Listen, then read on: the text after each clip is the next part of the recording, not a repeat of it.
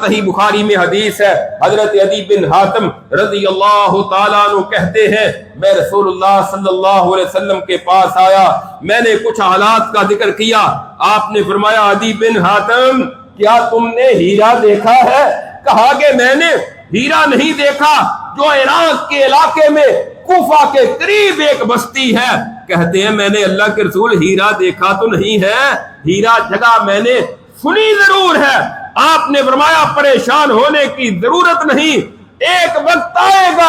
اگر تم زندہ رہے، ہیرا سے ایک اکیلی عورت اپنی سواری پر سوار ہو کر کعبۃ اللہ تک پہنچے گی، ایک عورت آئے گی، اس کو کسی دشمن کا ڈر اور خوف نہیں ہوگا، اللہ اسلام کو اس قدر غلبہ اور امن عطا کر دیں گے۔ حضرت عدی بن حاتم کہتے ہیں میں نے اپنے دل میں سوچا پھر قبیلہ طے کے جو بڑے بڑے ڈاکو ہیں یہ کہاں جائیں گے جو لوگوں کو لوٹ لیا کرتے ہیں، ان کا کیا بنے گا؟ پھر آپ نے فرمایا وَلَا إِن طَالَتْ بِكَ حَيَاتٌ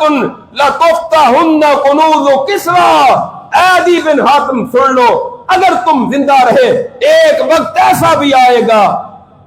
جب تم کسرا کے خزانوں کو فتح کرو گے۔ یہ کون سے حالات تھے جب آپ نے اتنی بڑی بڑی خوشخبریاں دی، جبکہ مدینہ میں مسلمانوں کی کوئی مضبوط پاور نہیں تھی، ایک چھوٹی سی ریاست تھی، لیکن رسول اللہ کا درس دیکھ لیں، آپ کا سبق دیکھ لیں، اپنی قوم کی تربیت دیکھیں،